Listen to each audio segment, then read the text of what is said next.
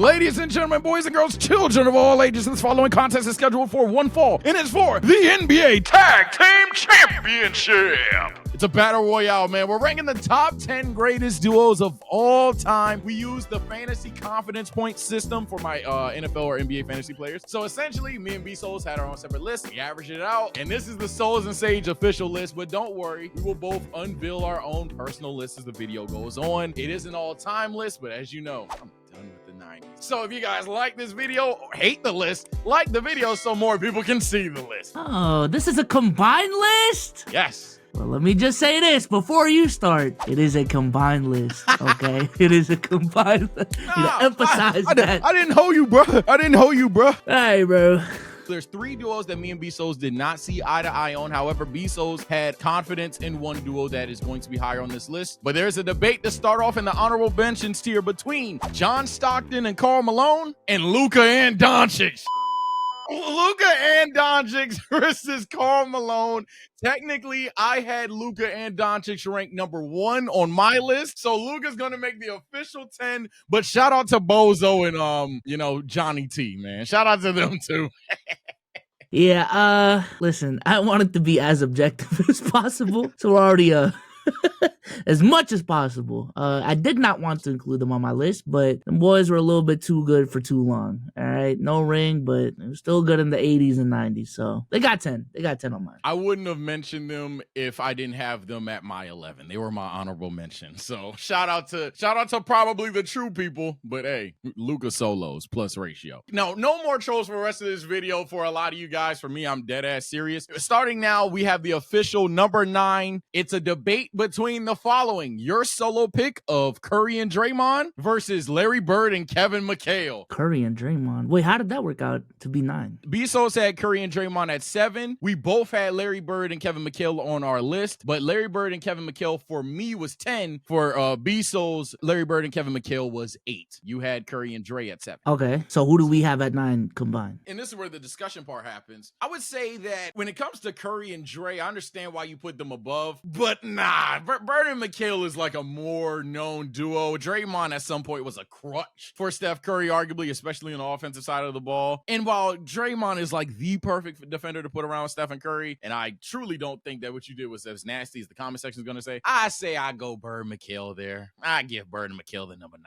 spot. Yeah, let me just say for the comment section, I was debating between Curry and Clay and Curry and Draymond. I just felt like the crux of the success of that team revolved around Curry and Draymond, both offensively and defensively, because of Draymond's passing ability and his screen setting ability, and also defensively, what Draymond meant to that team. Defensively was much more important than what Clay was, even though offensively it's probably Curry and Clay. But nah, Curry and Draymond specifically, too much of a strong duo. That's the fire and ice of that team, in my opinion. Clay's just like, I don't know, like the middle line between the yin and the yang. Yeah, so ultimately, if I were to concede it, I'm done with the 90s. I could see Steph and Dre at 8, but what I did for us, because I had a unique duo, but basically we're on the same page, kind of. We just believed the second guy was a different duo. I had Klay Thompson and Steph above Bird and McHale for me, directly above as well. I had Steph and Klay at 9. Granted, yours was 8 versus 7. Mine was 9 versus 10. So I do think the Steph duo from 2016 is above.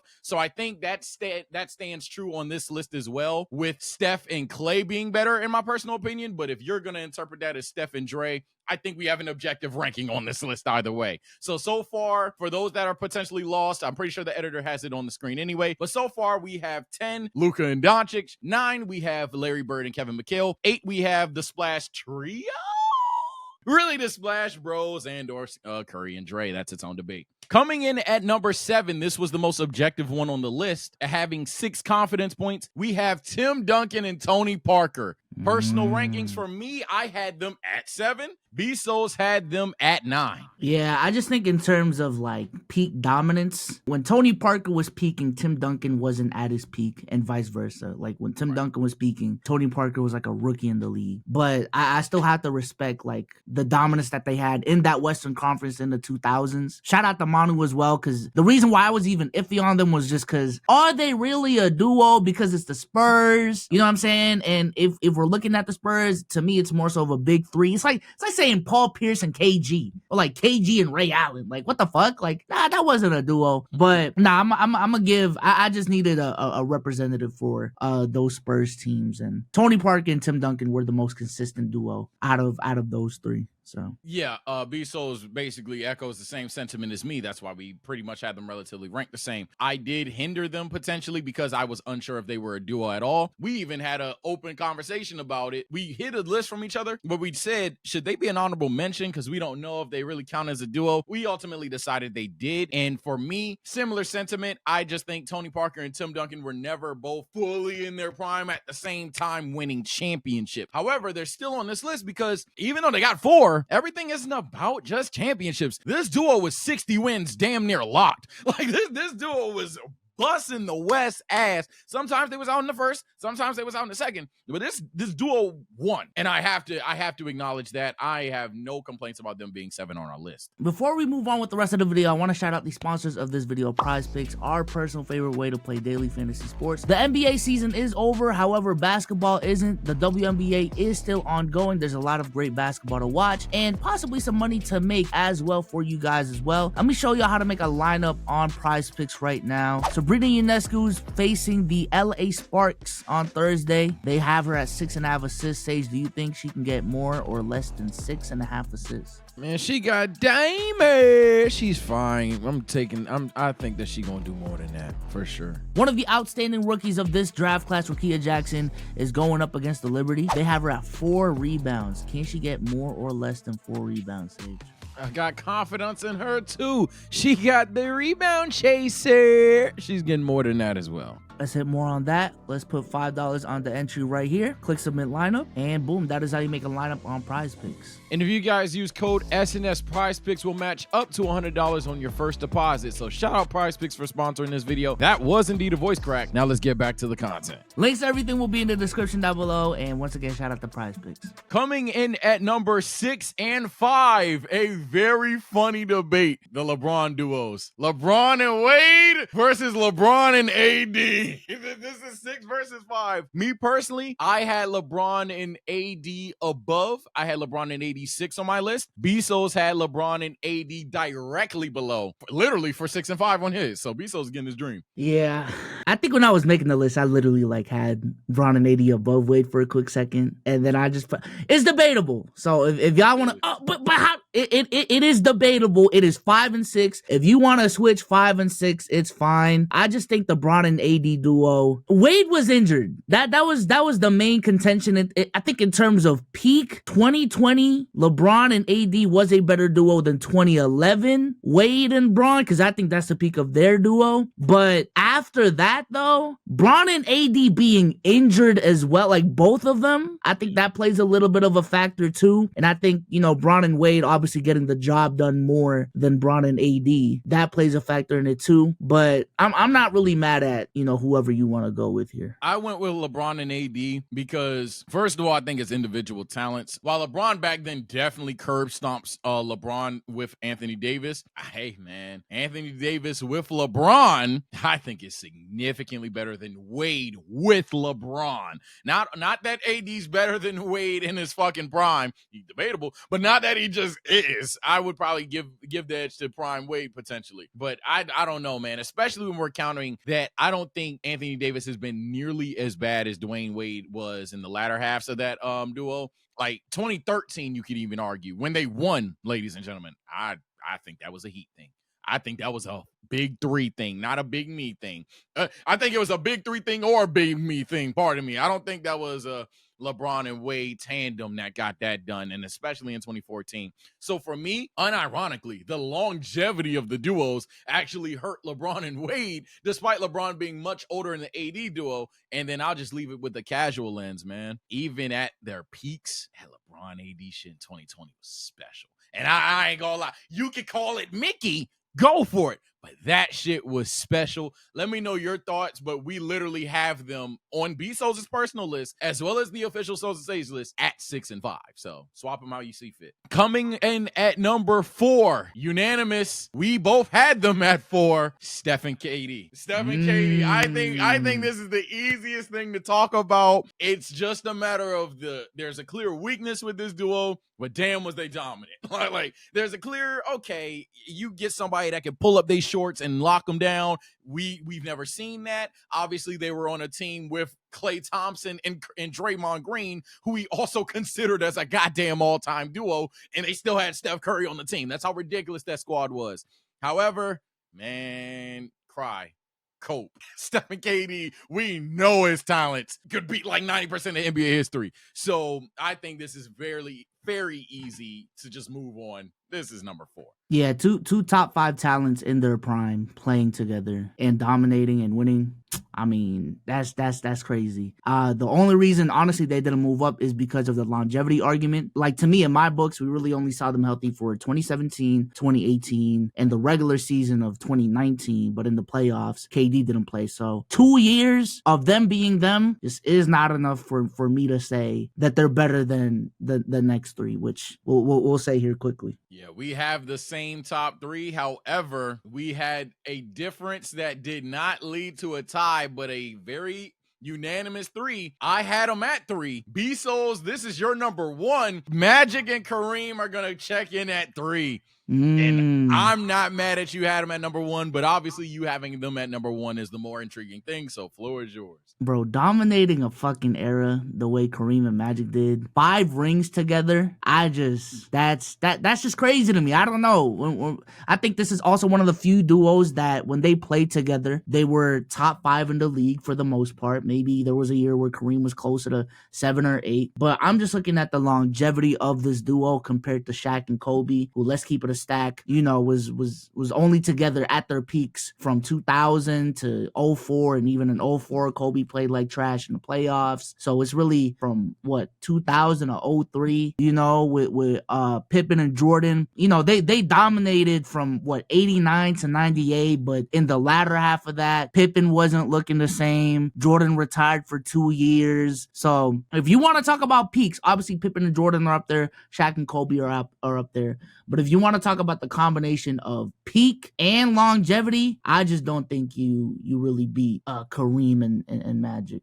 So yeah, that longevity argument is damn good. And then even just objectively saying, yeah, 2 of the top 5 greatest players, not all-time talents, but greatest players in NBA history were on the same team is a damn good take to have. Maybe you don't have Magic Johnson or Kareem at exactly 5, but you get the gist of that argument. However, for me, maybe it's a bit of ignorance because I am done with the 90s, but most importantly, I think the talent thing is actually why. And I know that sounds crazy, but that's actually why I had him at 3. I think there are, of the 4 remaining possible players, I think that there's 3 players that, hey, man, you roll that ball out there, nephew. I'm taking the other 3, bro. Now, Magic Johnson obviously is the and that, to me, I think Magic was the best talent of the 2, but Magic just works so fucking well with Kareem. This is no slander. I'm going to look crazy for talking how I'm talking because we're talking about literally the 3rd greatest, 2nd greatest, or for some of you agree with B-Souls, and this is the greatest duo in NBA history. I want to be very clear, but man, I don't know. I'm just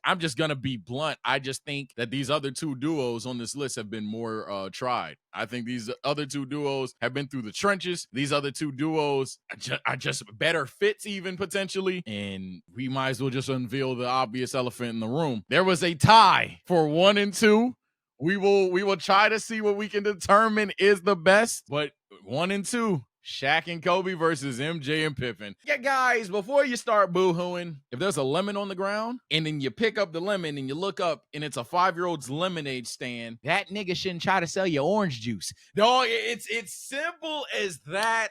Kobe and Shaq, MJ and Pippen. MJ and Pippen, I think, just were more dominant than Magic and Kareem. And then Kobe and Shaq, I just think were just like a better fit for me at least. But B-Souls, you had MJ and Pippen above Shaq and Kobe. Why is that? If you want to go peak again, this is one of those. Hey man, if you want to go Shaq and Kobe, bro, you're fucking dumb. How can you say Shaq and Kobe over? Nah, bro. If you want to go Kobe and Shaq, you got it. But I think in terms of peaks, Jordan and Pippen also is in that discussion. In terms of two-way play, two-way dominance, they obviously achieved it at the highest levels. They also have a three-peat of their own. So I think for me, it's more so just sustaining the success of that duo for a longer period of time, because I understand Pippen wasn't the same by 98, and you can even say that started in 97, but just 4 years of dominant play at the very least from that duo, I can't really scoff at. You're talking about a duo that defined a whole generation of basketball, a whole era of basketball. Even if you want to say is weak, I've already started seeing the "we done with the 2000s" takes from Brandon Jennings, so we're getting to that point too. And the gap from 98 to 2000 is 2 years, so I don't know if that is breaking people's hearts right there. It's Jordan and Pitt, man. I'm not done with the 90s. I'm not done with the 90s, so. I am, but I'm not even going to troll. I know this is a sensitive subject for the comment section, so dead ass, here's my legitimate argument for Shaq and Kobe. Bezos hinted to peaks. Guys, I can't ignore this, bro. And Bezos, you'll at least sympathize with this, even if this is a little ignorant. Dog, if Shaq and Kobe had the longevity that Magic, Kareem, or Pippen and MJ, you can't tell me they don't walk out with 6. You can't tell me. And then on top of that, while these two other duos obviously work well, they're literally in the same 3. Dog, I think literally any era, any fucking era, they're dominating as bad, if not worse. Like, imagine Kobe and Shaq today. The fuck? like who? Like, dead ass Shaq is laughing at some of these teams. Like, Shaq is literally, I know people argue the all-time Warriors versus Shaq and Kobe. It's an argument for a reason, because them niggas ain't got nothing for Shaq, let alone do they really not have nothing for Kobe. It is, man. You think they would have walked out with 6? I actually disagree with that. How many? If they just stayed together, the careers panned out the way that they did. If they stayed together, I think that they can win the following seasons. I think 04 happened for a reason. It's hard to see where the Lakers would be like, okay, we gotta do something with this roster because it's just Shaq and Kobe, in my personal opinion. I think in 05 is a very winnable year for the duo. I think 2000, when did they trade for Gasol? Is that 08 trade deadline of 08? Yeah, I think in 2008, not even if it's for Gasol specifically, but if they make a trade to get a guy like a Pau Gasol, I think for sure they can get one in 08. I think they just three-peat at that point. I think they get it in 08, considering what actually happened in 2008, how good Kobe Bryant was in 2008. 2009 and 10, that's getting a little shaky only because Shaq is no longer good. So like that's literally where it gets iffy. But then I think Kobe's that good, he can carry him to 2. If that makes sense. I don't think Shaq was good enough in 08. Boston still got that man. Bruh, if we have Pau Gasol, just use Pau specifically for the sake of argument. If we have Pau Gasol, Kobe, and Shaq, dog, we took y'all to what? 6 regardless? Man. That was a crazy blowout in Game 6, though. Man, that's a crazy, yo. But you see, this is the disagreement. Can they win in 08? So like that alone, and then obviously Shaq just being on the team in 2009, 2010, that's 2 more rings. God forbid if we really play this NBA Xenoverse game, Shaq just loses weight, because we have to think why they would stay together. Shaq just gets in shape, or Shaq just adds skill and shit. But then that's getting a little too nasty and disingenuous to this conversation. How many rings did you have them winning from like 05 to 07? I'd say from 05 to 07. Let me see. Who was the champ in 05? That was Spurs. Yeah, I was gonna say San Antonio. How good TP weren't all that. I don't know if I'm banking on them beating the Spurs. I probably would, though. I think they could get the Spurs. Yeah, I think they can get the Spurs. They get the Spurs, and they beat the Pistons again in the finals? I think they could get the Spurs. I think they get back on the Pistons. So that's 1. So that's 4. Okay. I think 9 and 10 are inevitable. So that's 6. I guess. And you think with Shaq instead of like buying them, they're just that worse? I just think you're I think the butterfly effect of y'all still get Pau Gasol with Shaq on the team. I just think the reason why y'all made the move for Pau was specifically because y'all knew that Kobe needed a duo and Pau was that guy. But if the team is built around, okay, Kobe and Shaq is still the duo, we just gotta get some role players to fill out the squad. Nah, I don't know. But keep being honest with the argument though, because in 2008, Shaq wasn't all all that. So in 2008, if Shaq's clearly a declined player, we still make a similar move to get a player, and Shaq would still hypothetically be on the team. I think at their peak prowess, to be more honest in this conversation, at their peak prowess, I think they get they probably add a ring or two. They probably walk out with 4 or 5, which isn't necessarily doing the most, but that's only because Shaq's prime is going to be short unless we fucking plug a controller into Shaq and teach him how to add a bag. So I'm not mad at 4 and 5. I'm not mad at 4 and 5.